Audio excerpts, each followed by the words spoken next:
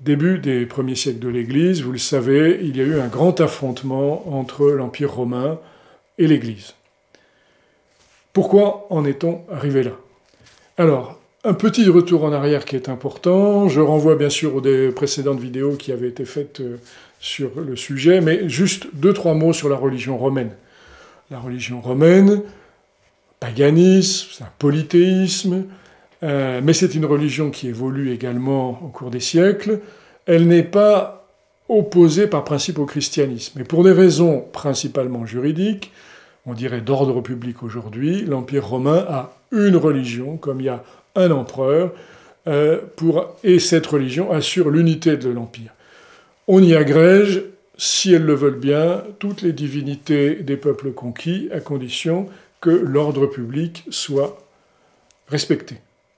Une religion fait exception, c'est le judaïsme qui a acquis le statut de religion permise. On dirait autorisée, voilà, et qui a son statut à part.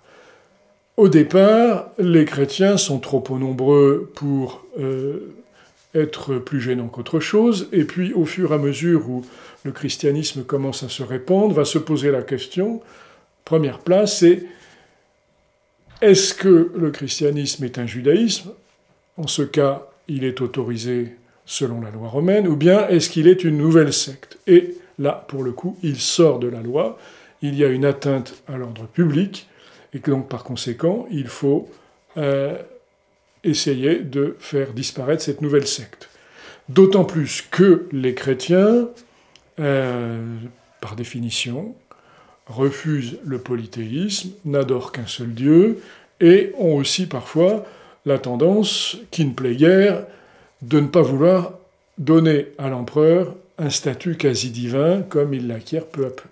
Bon, ce sont des choses très connues, je n'y reviens pas, mais c'est quand même important de rappeler ça. Et donc, petit à petit, la situation va se tendre, et vers la fin du 1er siècle, on le sait, par le fameux dialogue entre un préfet romain d'Asie mineure, Pline le Jeune, et l'empereur Hadrien, ce dernier va établir une juridiction, une jurisprudence, pour faire court, si vous voulez, où il va dire « on ne court pas après les chrétiens, mais si on en trouve, on leur demande d'abjurer et de rentrer dans le rang. Et s'ils ne le font pas, ils sont punis. » De différentes peines prévues par la loi. Voilà le statut à partir de la fin du 1er siècle. C'est à ce titre que la tension commence à naître. D'autre part, on sait aussi que, d'une manière moins formelle, moins juridique, mais que, au fur et à mesure où se créent des communautés chrétiennes, une minorité, en période de crise, en période de tension, en période d'épidémie, en période de catastrophe, c'est exactement ce qui va se passer à Rome à la fin des années 50, lorsque l'incendie de Rome va se déclarer. On prend un groupe, il sert de bouc émissaire, ça permet aux responsables d'éviter leurs responsabilités, d'éviter d'avoir à rendre des comptes, et les boucs émissaires sont très commodes pour faire tomber la tension populaire. C'est exactement ce qui va se passer au moment de la mort de l'apôtre Saint-Pierre, on l'a déjà évoqué. Voilà, donc c'est ce qui va commencer à se passer à partir de la fin du 1er siècle, déjà même dans les années 50 du 1er siècle. Le premier martyr le plus célèbre, bien sûr, c'est saint Étienne. La récit de sa mort est raconté dans les Actes des Apôtres, mais ça se passe en milieu juif, c'est un peu différent. Et puis, là, ça va nous intéresser par la suite, évidemment, sur le plan spirituel. le martyre de Saint-Étienne est calqué dans le récit des Actes des Apôtres de l'Écriture sainte sur la mort de son maître, notre Seigneur Jésus-Christ. Et déjà commence cette identification entre le martyr et la mort du Christ sur la croix, qui va être quelque chose de si important au cours des siècles dans la spiritualité chrétienne, on le sait. Donc, en dehors de ce cas qui n'est pas exactement dans le cadre de ce qui nous intéresse aujourd'hui, eh bien, le premier martyr, c'est saint Polycarpe. Nous sommes en Asie mineure, et nous avons le premier récit de la mort d'un chrétien, de l'évêque, du chef de la communauté, qui va mourir martyr. Alors, ce qu'on peut retenir de manière très, très brève et très simple, et qui est le plus important, c'est que, très étonnamment, Polycarpe est conduit au cirque, et il est accusé d'être un athée. Et il va être mis à mort pour athéisme. Ce qui est quand même assez paradoxal, évidemment, pour nous. Donc, vont se mettre en place, et c'est ça qui doit nous intéresser plus particulièrement, à l'occasion de la mort de saint Polycarpe. Il y a d'abord la création de ce genre littéraire qui va être si précieux dans la spiritualité chrétienne, qui sont la vie des martyrs, dont les sources sont soit des actes juridiques de l'administration romaine, soit des souvenirs, soit peu à peu, évidemment, des vies plus ou moins enjolivées, des souvenirs de ceux qui ont été témoins de cette mort, directe ou indirecte. Et donc ça devient, après la constitution du canon des Écritures, la deuxième source, chronologiquement, de la littérature chrétienne. Il y en a d'autres, évidemment, simultanément, mais c'est une des plus importantes parce que, vraiment, nous possédons là un trésor auquel je vous renvoie, d'ailleurs, qui est largement disponible dans l'édition catholique, sur ces récits des martyrs. C'est parfois extrêmement émouvant, d'autant plus qu'on a vraiment certains récits qui sont directement tirés des actes administratifs des procès, dont on sait que les communautés chrétiennes avaient pu se procurer des copies.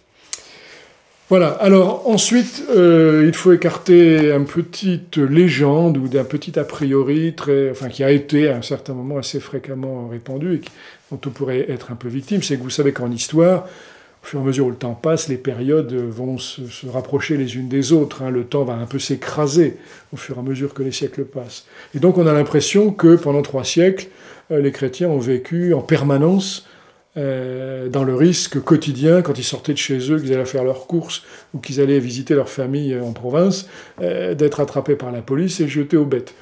Alors c'est un tout petit peu plus compliqué que ça. En fait, ce qui est important de retenir, c'est qu'il y a eu des persécutions qui étaient un petit peu dues aux événements et aux circonstances, comme j'ai dit tout à l'heure, et donc également des persécutions systématiques, que l'on retrouve d'ailleurs, si vous regardez le martyrologe, c'est-à-dire la liste des saints, et qui commence toujours par le nom des martyrs, très souvent, le nom du martyr est suivi du nom de l'empereur romain sous lequel il a été mis à mort. Alors, on retient, en gros, si vous voulez, au début du IIIe siècle, aux alentours des années 200, une première grande vague de persécution. Elle a lieu sous l'empereur Septime Sévère. Et c'est une période très difficile pour l'Empire, de guerre civile et de catastrophes, et de défaites militaires, et d'invasions barbares, les premières qui commencent. Et du coup, il est nécessaire, dans l'esprit de l'empereur et de son administration, de resserrer les rangs autour de l'unité de l'Empire, autour de la religion de l'Empire, et donc, puisque l'Empire est en danger, il faut réclamer la loyauté de tous les citoyens. Et qui dit citoyen romain dit d'adhérer à la religion romaine. Et donc on va essayer de faire revenir les chrétiens qui commencent à être en nombre plus important dans le giron de l'Empire. Et donc, sous l'empereur Septime Sévère, culmineront de grandes persécutions. Puis ensuite, une longue période de calme. À la mort de l'empereur Septime Sévère, les choses vont se calmer, les empereurs ont d'autres préoccupations, et puis le danger est moins grand. Et donc on va avoir une première période, environ 40 ans, c'est-à-dire 2 générations, il n'y aura pratiquement pas de persécution. L'Église va pouvoir reprendre son expansion, les communautés chrétiennes commencer à s'organiser, Bon, la hiérarchie de l'Église est déjà en place, on construit des églises, etc., etc. Et donc, 40 ans, hein, ça fait, au regard d'un être humain, ça fait quand même 2 générations, c'est beaucoup. Et donc le souvenir disparaît globalement. Hein, il n'y a plus de danger quand on croise la police ou d'être dénoncé par ses voisins. Hein. Et du coup, l'Église se ramollit, pour dire les choses très clairement. Hein. On commence à devenir chrétien pour des raisons sociologiques, parce que c'est commode, ou parce que telle ou telle personne bien placée que l'on connaît favorisera davantage des chrétiens dans l'administration, dans une carrière, dans un marché public, enfin, ou à l'armée, etc. Il y a un grand relâchement, au fond, il faut le dire les choses très clairement. Arrive un nouvel empereur. L'empereur Dèce, nous sommes aux alentours des années 250, et même chose produisant souvent les mêmes effets, l'empereur veut resserrer les rangs, et là, on va franchir un cran, c'est-à-dire que simplement, on ne va pas se contenter simplement de chasser les chrétiens, de les repérer, de les éliminer si possible, ou de les faire rentrer dans le rang. Cela va être manifesté par une démarche. C'est-à-dire que les autorités romaines vont réclamer des chrétiens de venir prêter serment à l'empereur. Alors vous allez me dire, aujourd'hui, vous avez les chrétiens qui prêtent serment lorsqu'on devient avocat, lorsqu'on devient magistrat, me semble-t-il. Ça ne porte pas à conséquence, quel que soit ce qu'on pense du gouvernement, la forme actuelle du gouvernement de la France, par exemple. Non. Là, il est évident qu'à ce niveau-là, on prête serment devant les dieux sur le forum, et que cette démarche est religieuse, et qu'on accorde à l'empereur envers qui l'on prête serment une qualité semi-divine, au minimum. Et donc, l'Église comprend très vite qu'elle ne peut pas, les chrétiens comprennent qu'ils ne peuvent pas prêter serment s'ils veulent rester fidèles à leur baptême. Conséquence, celui qui refuse le serment est mis à mort, ou envoyé aux travaux forcés, ou aux bêtes, hein, ce qui correspond à la même chose, concrètement, ou bien on apostasie. Et il va y avoir, hélas, on le sait, on y reviendra quand on parlera de Saint Cyprien de Carthage, une immense vague d'apostasie, qui va engendrer tout un tas de problèmes, parce que, une fois la persécution terminée, qu'est-ce qu'on fait de ceux qui ont trahi, les fameux lapsi? Est-ce que ça va entacher et annuler leur baptême? Est-ce que ça entache la célébration des sacrements des prêtres qui ont prêté serment, etc. Enfin, tout un tas de questions sur lesquelles on reviendra, mais qui vont beaucoup diviser l'Église. Non seulement il va y avoir la persécution, mais à la fin de la persécution, il va y avoir des divisions. Là aussi, hélas, ce sont des choses que l'on va retrouver et bien régulièrement dans l'histoire de l'Église. On le verra par la suite. Alors, nous, Français, on pense évidemment à la Révolution et au Concordat après l'Empire. Bref, voilà. Donc, là, on est vers 250. Et puis, à la mort de l'empereur, les choses s'arrêtent de nouveau. Et de nouveau, une grande période de paix. Et de nouveau, l'Église va se reconstituer, etc. Et ça va durer jusqu'à la fin du siècle environ. Entre-temps, très clairement, le christianisme s'est largement répandu, il commence à être très présent, y compris dans les hautes sphères de la société. De son côté, la religion romaine est devenue, on va dire, je ne trouve pas d'autre mot, plus idéologique, plus théologique, si vous voulez. C'est pas simplement les rites civiques que le citoyen se doit de célébrer pour être un bon citoyen, et pour comment on va dire ça, acquérir la bienveillance des dieux pour la fortune de la cité. C'est devenu, sous l'influence à la fois du christianisme et des religions orientales, une religion qui a un certain contenu mystique, qui a un certain credo, si vous voulez, où les dieux deviennent l'objet d'une croyance, au sens chrétien du terme. Et du coup, je dirais, de politique, il me semble qu'on peut, comment dirais-je, considérer que le débat devient théologique, donc plus féroce, d'une certaine façon. C'est paradoxal, mais c'est la vérité aussi. Le combat idéologique est toujours plus féroce. Voilà. Et ça va se traduire par une nouvelle vague de persécutions qui vont en gros avoir lieu sous l'empereur Dioclétien. Et là, c'est vraiment, je dirais, certains historiens ont parlé du chant du cygne de la religion païenne. et la répression va être très très féroce. Il va y avoir des milliers de victimes, et dans tout l'Empire.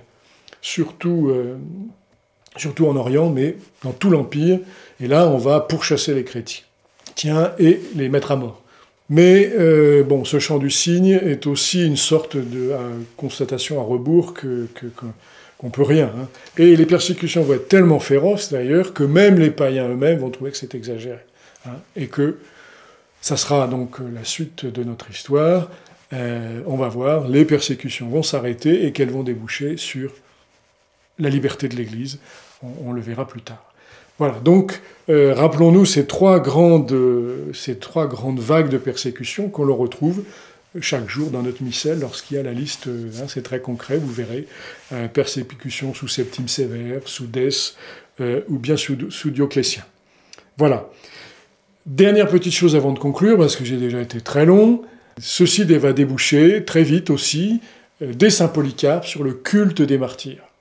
Non seulement on va garder le souvenir du récit, qu'on va se relire pour se fortifier dans la foi, mais on va adresser aux martyrs un culte. La religion romaine, les usages romains faisaient que déjà les ancêtres avaient leur place avec des portraits dans l'entrée des grandes maisons, des maisons des grandes familles. On gardait le souvenir des anciens, dont on voulait imiter les mœurs. Hein, c'est voilà, faire comme les anciens. Hein, c'est même une devise d'un corps de l'armée française, vous chercherez. Eh bien, les chrétiens vont faire de même, très naturellement, très spontanément. Il n'y a pas de théorie, hein. Il n'y a pas de théologie fabriquée à l'avance. C'est l'élan du peuple chrétien qui va garder le souvenir matériel, à travers des images, des portraits des objets, du culte des martyrs. Voilà. Et puis, bien sûr, la célébration dans la messe des martyrs, du Saint-Sacrifice, en mémoire des martyrs et en demandant leur intercession. Voilà, donc voilà ce qu'on peut dire de manière générale sur le martyr et qui fait partie de cette première grande expérience spirituelle qui va, après l'âge apostolique, après l'âge des apôtres qu'on a évoqué les dernières fois, bâtir les fondations spirituelles, théologiques, liturgiques de l'Église catholique. Voilà, merci de votre attention. N'oubliez pas, bien sûr, si la chose vous plaît, de faire un petit clic sur le bouton et de vous abonner à la chaîne de Love si vous ne l'avez pas encore fait. Merci et à très bientôt.